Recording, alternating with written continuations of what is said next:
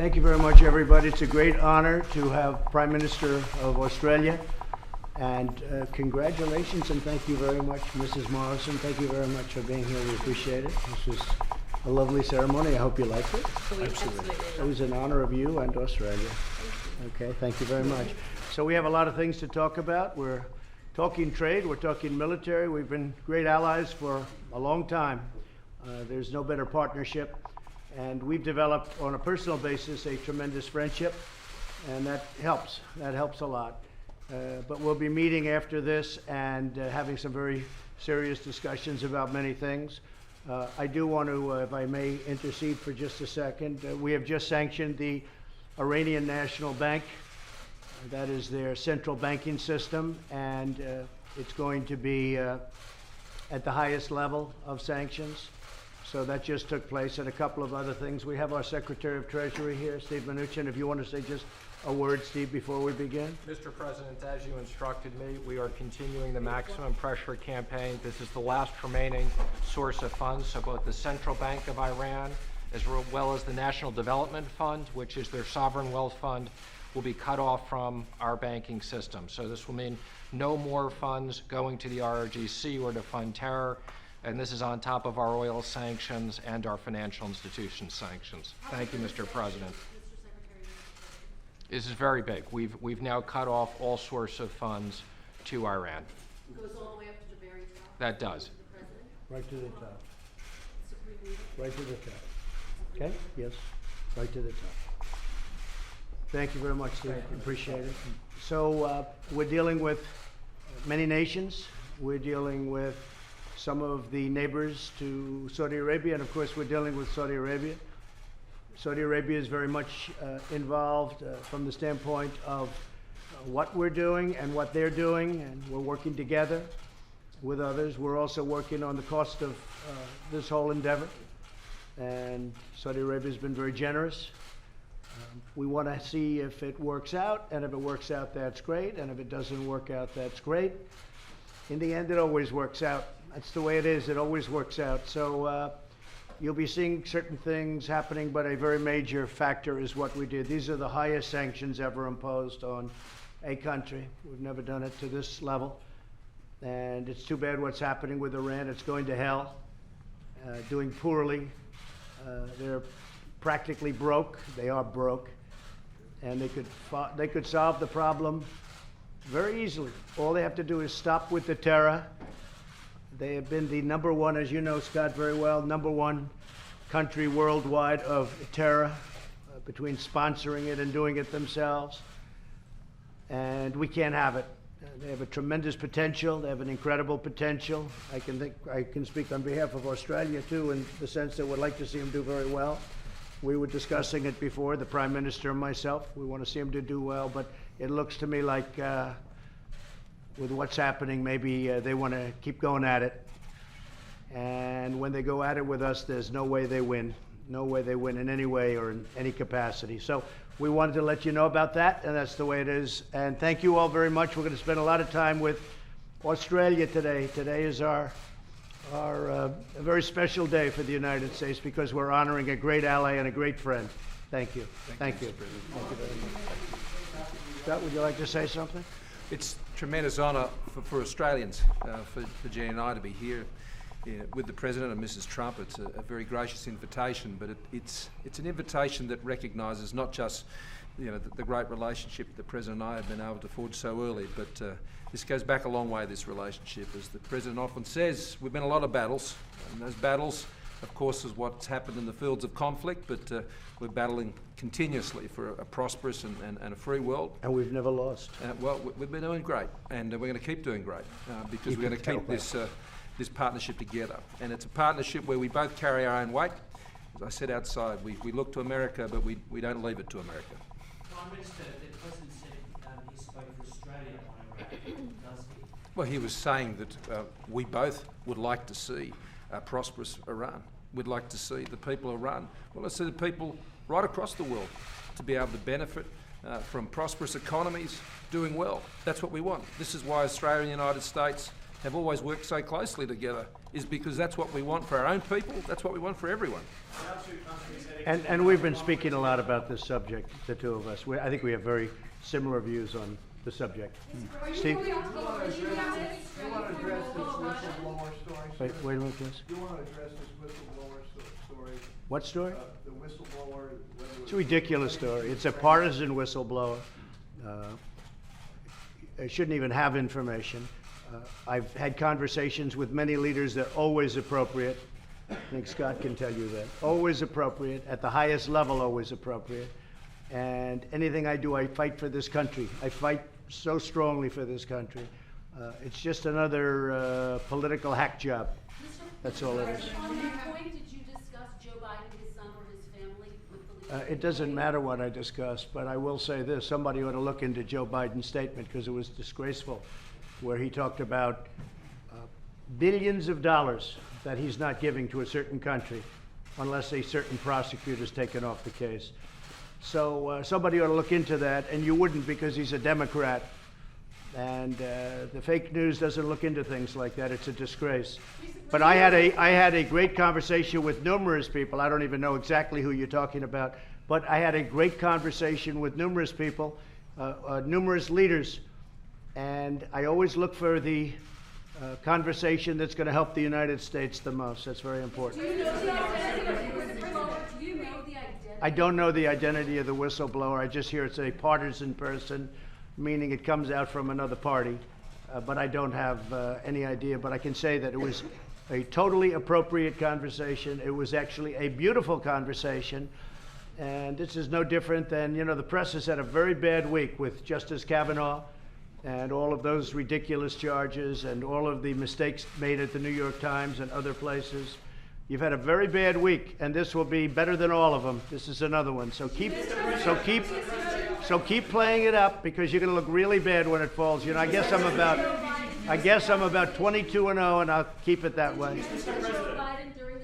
I don't want to talk about any conversation other than to say, great conversation, totally appropriate conversation, couldn't have been better, and keep asking questions and build it up as big as possible so you can have a bigger downfall. Mr. President, around 2 countries heading to do more when it comes to China? Say it what? Will you be asking Australia to do more when it comes to China? Well, we're talking about China all the time, and Scott has very strong opinions on China. And I think I'd let him maybe express those opinions. Maybe you do it right now. You're not going to get a better audience than this. We have a comprehensive strategic partnership with China. We work well with China. But as we've spoken many times, we need to ensure that as countries develop and realise their potential, well, they come onto a whole new level. And that means there can't be special rules around that. And we have a great relationship with China. China's growth has been great for Australia, but we need to make sure that we all compete on the same playing field. And this is something that the United States and Australia have been very consistent on, that we need to move into this new world where economies are changing. China is a big economy, not as big as the United States, but it's a big economy. And that means we've all got to get on the same page with how the rules work. And that's what we're working to achieve.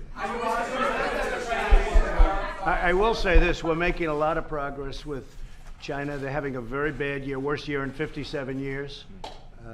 The tariffs are coming in to us. We're taking in billions and billions of dollars of tariffs. They're devaluing their currency, which means the tariffs are not costing us probably anything, but certainly not very much. They're also adding a lot of money into their economy. They're pouring money into their economy. But we're taking in many billions of dollars. At some point in the not too distant future, it'll be over $100 billion. We've never taken in 100 cents from China. It was always the other way around. With that, they've lost over 3 million jobs. Their supply chain is crashing, and they have a lot of problems. And I can tell you, they want to make a deal. That I can tell you, they want to make a deal. So we'll see what happens. We'll see what happens. Always prepared. There's never been a country more prepared. There's never been a country more prepared. Look, I spent $1.5 trillion, and we're spending another $738 billion now, but I've spent $1.5 trillion rebuilding our military. We have the finest ships, the finest planes, the finest everything. And actually, Scott, and Australia, they've purchased a lot of great stuff from the United States, some of the best military equipment that you have. We have the greatest missiles in the world, rockets in the world, jet fighters in the world, planes in the world, ships, and we have under construction a number of the most powerful submarines ever built, and they're getting very close to completion. We have the largest ship in the world right now, the President Gerald Ford, the aircraft carrier. It's the largest ship ever built, and just flew over it yesterday, actually. It's massive and beautiful. We have the greatest, and I have to say this, when I got here, Scott, it was a different world. It was a different world. We were very depleted. And I actually saw one of the related networks today saying how strongly and good and how well we've done with ISIS. I defeated the caliphate. And when I came, the caliphate was all over the place. I defeated the caliphate, ISIS. And now we have thousands of prisoners of war, ISIS fighters that are prisoners of war. And we're asking the countries from which they came, Scott, from Europe, we're asking them to take back these prisoners of war. And they can try them, do what they want. So far, they've refused. And at some point, I'm going to have to say, I'm sorry, but you either take them back or we're going to let them go at your border. But they came out from Germany. They came out from France. We captured them. We did everyone a big favor. We've taken over the caliphate 100%. If you remember, I was thinking about getting out when it was at 96, 97%. But they were all over the place, and we did it. We did it in record time. It was a total caliphate victory. And now I want the countries to take back the captured ISIS fighters. And if they don't take them back, we're going to probably put them at the border, and then they'll have to capture them again. Because the United States is not going to have thousands and thousands of people that we've captured, stationed at Guantanamo Bay, held captive at Guantanamo Bay for the next 50 years, and us spending billions and billions of dollars. We've done Europe a tremendous favor. They mostly come out of Europe. And we've done them a tremendous favor. And the United States is not going to pay the cost of thousands and thousands of ISIS fighter prisoners in Guantanamo Bay or someplace else. We won't do it. So they have to make their decision. Otherwise, we're releasing them at the border. Go ahead, next. Would you be ready to meet your national security team on Iran today? And what do you expect to hear from them? Yeah, I have a great new person. You know, Robert O'Brien. A lot of people wanted Robert very badly. He was, look, I had 10, 12 people that I thought were fantastic for the job. I think He's Robert, a good friend of Australia, too. He's Robert. a great friend of Australia. Scott was telling me he was very happy with the choice. Robert is going to be outstanding. He just picked a deputy who was in the administration. You all know him. You know who the deputy is. I guess they have to announce that separately, but he's fantastic. And essentially, he's already on the job. But you know, he did a tremendous job as hostage negotiator. We have a tremendous record. Nobody comes close to our record with hostages. But are you going to be discussing options for Iran today with your team? Sure. But also with Secretary of Defense, Secretary of State. We're discussing with everybody. And, you know, the early move today was the Central Bank of Iran. Okay? Mr. President, the U.S. is a military conflict, and would you support that, Mr. Prime Minister, a military strike? It's always possible. Would you expect Australia to join any military action?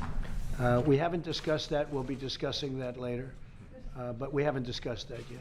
So would you consider 50% tariffs or even 100% tariffs on China, as some have suggested? I'm not going to get into that. Right now, China's paying 30% on $250 billion. That starts in another couple of weeks. As you know, President Xi called through his top people, and they have a 70th anniversary, very important day for them, and it happens to be October 1st, which is the exact date of the increase in the tariff. And they asked us, out of respect, would I delay the tariff a little bit? I said, how about if I move it forward? Let me move it forward a little bit, because they didn't want it to fall on the same day. It's exactly October 1st. So I said, let me move it up a couple of weeks. They said, no, could you? So out of respect for President Xi, who I do have great respect for, I moved it back 2 weeks. But right now it's 25%. It goes up to 30% on October 15th. Mr. President, No, I haven't. I just tell you, it is, everybody's read it. They laugh at it. And it's another, it's another media disaster. The media has lost so much credibility in this country. Our media has become the laughingstock of the world. When you look at what they did to Justice Kavanaugh and so many other things last week, I think this is one of the worst weeks in the history of the fake news media. You have been wrong on so many things, and this one will be, I wouldn't say it will top the list, because I think you can't do worse than some of the stories you missed over the last week or two. But the media of our country is laughed at all over the world now. You're a joke. Okay, what else? Mr. President, can we not clarify, when you talk about the conversation that you, Which conversation? well, we're trying to figure out what conversation. Well, you- figure it out. You're supposed to be the media. Figure it out.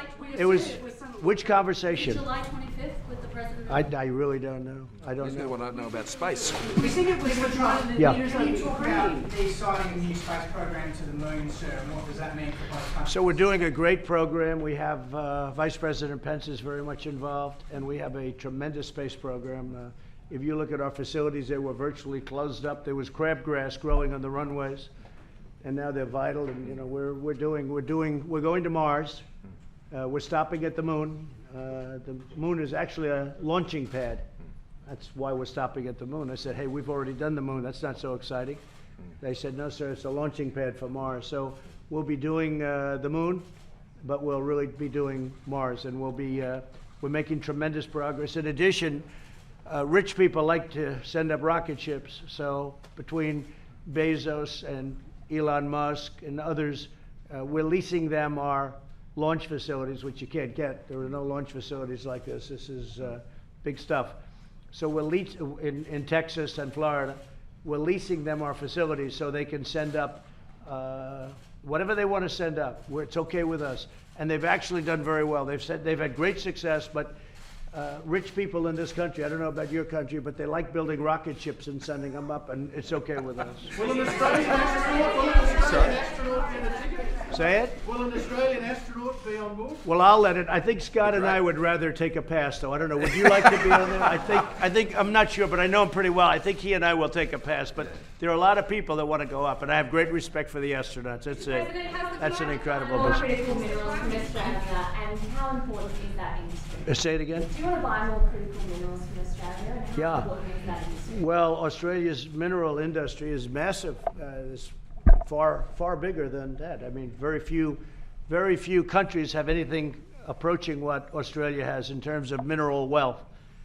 And you've really taken advantage of it, and you've done it in a very environmentally sensitive way. I know that's very important to you. It's very important to Scott. We talk about it a lot because that business can get out of control a little bit from the standpoint of environment, and you have really approached it in an environmentally sensitive way.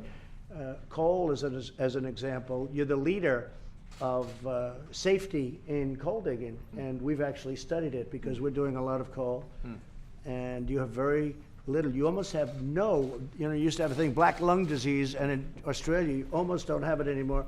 You've got all of the dust down, and they become wet mines basically. Well, but it's great. a very technologically advanced industry. Incredible. In Australia, all of our resources industry are from the robotics that's involved in the production and all the way through. But that critical minerals space, these are the things we're going to be talking about, because Australia has a wonderful partnership with the United States, not just militarily, not just strategically, but also economically. And that's going to be a big part of this conversation we have today. And environmentally, I have to say, and environmentally, it's the things that they've done environmentally with digging. Digging is when you talk minerals, it's about digging, and what you've been able to do with the environment, having to do with taking minerals out of the ground, including, and I would say even especially because you're leading on coal. I will tell you, I sent a whole crew over because your record is so good in terms of illnesses from digging, better than anybody in the world. So we're going to catch you on that. Okay? You invited the president to Australia, and how do you introduce him to the term bubble here? We'll talk about that over dinner tonight. I'm sure he has another term for it here in Washington, I understand. But no, we have talked about whether, if his schedule and Mrs. Trump permits, whether they take in the President's Cup later in the year, which is going to be a great tournament, a tremendous tournament. The President knows a lot more about golf than I do, and he certainly swings a club way better than I do. But He's got a busy year coming up next year. He's going to do great there. And but if he has the opportunity, if Mrs. Trump has the opportunity, it's going to be a great spectacle down in Australia this year. Interestingly, the PGA Tour invited me to go, and I would love to do it. We'll have to see what the schedule is, but I would love to do it. It's a very exciting tournament, nothing more exciting. And having it in Australia, where you have so many great golfers, Greg Norman is a friend of mine and a great friend of yours, I know, and I think he's going to be here tonight. Yeah, he is. Yeah. The First Lady has done an incredible job tonight. We're going to have it for either the first time or certainly one of the few times in the Rose Garden. And it's going to be, I watched yesterday the rehearsal, and she was out there, and it's going to be incredible. Tonight's going to be a beautiful night, and the only thing that can dampen it would be rain, and we're not expecting any rain. But if it rains, we head over to the stateroom, and we'll be just fine. But we're really expecting, I hope you're going to be able to see it tonight for a little while. Probably you will. We'll sort of make sure that you do. It's beautiful. On the UN, how critical is it that you build a coalition to address Iran's latest provocations, and does that start today? Well, I always like a coalition. Sometimes you find that people have made a lot of money that you'd won in the coalition. They've made a lot of money with Iran, which is, when President Obama made that deal, not only was it a bad deal, but the United States didn't partake in a business sense, and other countries, Germany, France, Russia, many other countries made a lot of money with Iran, and we didn't make money with Iran, that was just one of the many bad parts about the deal. Everyone else is making money and we're not. So we'll see what happens. Look, the United States is in a class by itself. We have the most powerful military in the world by far. There's nobody close. As you know, we've spent tremendous, and hopefully, and we pray to God we never have to use it, but we've totally renovated and bought new nuclear, and the rest of our military is all brand new. The nuclear now is at a level that it's never been before, and I can only tell you, because I know the problems of nuclear, I know the damages that, I know what happens, and I want to tell you, we all hope, and Scott hopes, we all pray that we never have to use nuclear. But there's nobody that has anywhere close to what we have. Mr. President, what is your message to Well, UNGA is going to be very exciting, and we look forward to it. We'll be there. You'll be there? Yeah, I'll be there later in the week. Yeah. And for you, it's a much longer trip. It is a bit, yeah. But we look forward to it. We have a big message for UNGA. We have a big message, and I haven't been back to New York in a long time.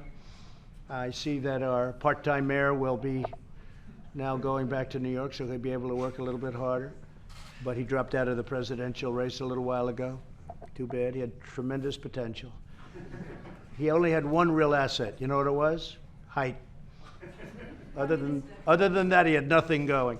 Okay, what else? I mean, given that President Trump has indicated that he will be discussing military action in Iran, what's Australia's attitude? Well, I think the United States has taken a very measured and calibrated approach to date. And the thing about our partnership is we always listened to whatever requests are made, and Australia always considers them and in our national interests, and we have good conversations about these things. But the thing is, both of us, we never get ahead of ourselves on these things. We just, you take this one step at a time, and we keep talking to each other. That's what we've always done wherever we've worked together, and we're going to keep doing that. We've got such an open line of communication. I appreciate the fact the President and I talk about these things, even when we're not together, and we're going to keep doing that, and we'll just take these things one step at a time. The easiest thing for me to do, and maybe it's even a natural instinct, maybe I have to hold myself back. I remember during the debates and when I was running against Hillary and the Democrats and the media,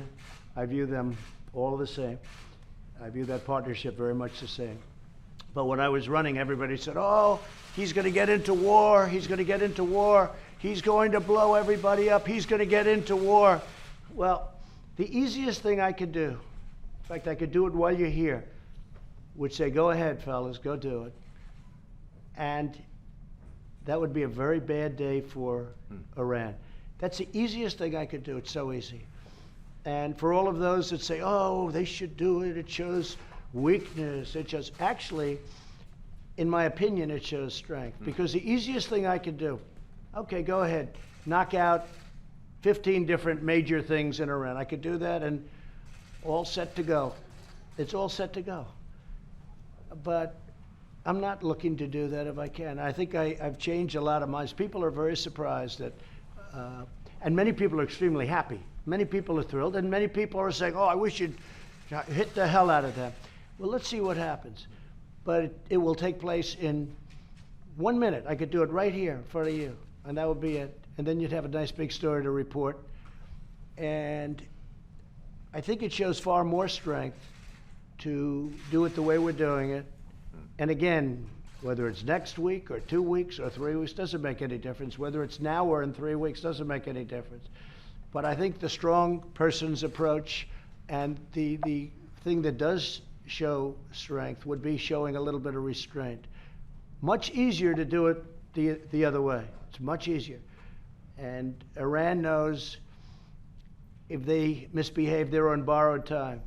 They're not doing well. I'd like to see them do great. I'd love to see them do great, but they're not doing well. They're doing very poorly. They're doing far worse than they've ever done before. They're having riots in their streets. They're having a lot of problems in Iran right now. They could solve it very quickly. But the easiest thing for me to do is say, okay, let's go. Let's just do it. Very easy for me to do. But it is interesting because when I was campaigning, everybody here thought that I was going to be like, it would be one day. But what I have done is I've defeated ISIS. I've rebuilt our military to a level that it's never been before. Spent a lot of money. The budgets are not so hard to fix for me, but when you're spending $1.5 trillion so far, now another 738 billion on the military, but think of it, $1.5 trillion, and we have the greatest in the world. But I think restraint is a good thing. I think it's a good thing. Mr. President, how do you plan to bring peace in Afghanistan? Peace in Afghanistan, now the talks has collapsed. Yeah, well, we were thinking about having a meeting. I didn't like the idea that they couldn't produce a ceasefire. I wasn't in favor of that. I said, no, if they can't produce a ceasefire, why are we bothering? And they thought that it was a sign of strength to kill 12 people, wound others, badly wound some others. And one of those 12 people was a young man, young soldier from Puerto Rico, from our country. And when I heard that, I said, I don't want to deal with them anymore. We have hit, in Afghanistan, we have hit the Taliban harder than they've ever been hit in the entire 19 years of war. They've been hit harder. It's come back to me through absolutely impeccable sources that they're saying, wow, we made a mistake with this guy. They made a mistake. I was totally willing to have a meeting. I'll meet with anybody. I think meetings are good. I think meetings are good. There's no such thing as, oh, gee, we shouldn't. I really believe meetings are good. Worst that happens, does it work out? That's okay. Even then, you get to know your opposition. Don't forget, I'm looking at them like they're looking at me. You get to know your opposition. You can see if they're real. Sometimes you develop a relationship like we do, but sometimes you develop, and many times you won't. But you get to know your opposition. I think the best thing that's happened to this country is the fact that, at least for 3 years, the fact that I have a very good relationship with Kim Jong-un. I think that's a positive. His country has tremendous potential. He knows that. But our country has been playing around for 50 years and getting nothing. And we have a relationship. There's never been a relationship with them. We'll see what happens. It might work out. It might not work out. I'm not saying it will. But in the meantime, he hasn't been testing any nuclear. You've had no nuclear tests since for a long time. And he has been doing some short-range missiles, but so does every other country do short-range missiles. Every country is doing them. They're pretty standard fare. But no, I will tell you that we've never had a country so strong. We're just a couple of points away from a new stock market all-time high. And I think we've done it over 112 times. There's a certain number, whatever it may be. I don't want to be specific because if I give you the wrong number, we'll have breaking news. It'll be on every newspaper that I said 112 and it was actually 111. And it'll be breaking news. They'll give me a Pinocchio. But let me just tell you, the country's never been in this position. We have the strongest military we've ever had. And now we've rebuilt it. After this $738 billion, we really have a rebuilt military. It's a great thing. And some of our friends are doing the same thing. I can tell you Australia's military is unbelievable. I saw the order that they put in for some of our most sophisticated equipment. And I said, that's really great what you're doing. They've really upped it. And I want to congratulate you. I mean, you have really done a job on your military. We have up to 2% of GDP next year, so we're Right. in the middle of a $200 billion upgrade. Right. Biggest increase in our defence as a share of GDP since the Second World War. Yeah. Leaks continuously during the election campaign. Is it right that the United States is prosecuting its Australian founder, Julian Assange? Well, you know, that's a question I haven't heard in a long time. I'll leave that for you to determine. Mr. President, Can I get some clarity from you on your thinking on China? Is it just a trade issue for you, or do you see China as a strategic threat to the United States? Well, obviously China is a threat to the world in a sense because they're building a military faster than anybody. And frankly, they're using U.S. money. Presidents before me have allowed China to take out $500 billion a year, and it's really more than that. They've allowed China to steal our intellectual property and property rights, and I'm not doing that. And we actually very close to having a deal. You know, we were very close. We had intellectual property. All of the tough things were negotiated. And then at the last moment, Scott, they said, we cannot agree to this. I said, that's all right. We're charging you 25% tariffs, and then it's going up. And it'll continue to go up. And frankly, we're making so many hundreds of, the numbers that we're taking in to our Treasury. And you see it, because sometimes you'll see, look at the good reports. Look at the great reports that came out 2 days ago on retailing, on consumers, on numbers that nobody believes. Well, I think a lot of it, we're taking hundreds of millions potentially over a short period of time. Hundreds of billions of dollars worth of money is coming in from China that never came in before. So China wants to make a deal. I think we want to make a deal. We'll see what happens. But I view China in many different ways. But right now I'm thinking about trade. But you know, trade equals military. Because if we allow China to take $500 billion out of the hide of the United States, that money goes into military and other things. Mr. President, your reaction to Justin Trudeau can survive this controversy? Well, I was hoping I wouldn't be asked that question. It had to be you that asked it. You had to ask me that question, right, Justin? I'm surprised, and I was more surprised when I saw the number of times.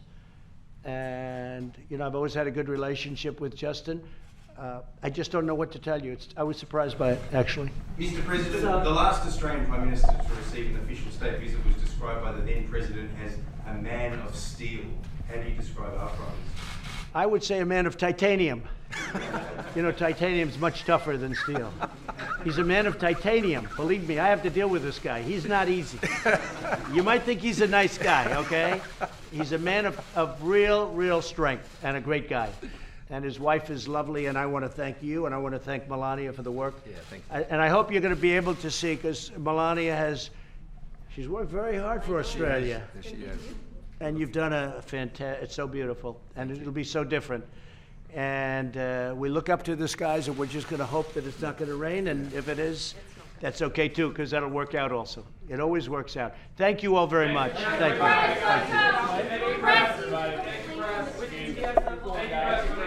There is nothing. It's nothing. There's nothing. Very What? exciting. What does Mr. Morrison think of his first time in the White House address? It's a great honour to be here. Little Tremendous honour to be here. Let's go. Come on, we're finished. Thanks, everybody. Right now, thank you. Thank you very much, everybody. Thank you, everybody.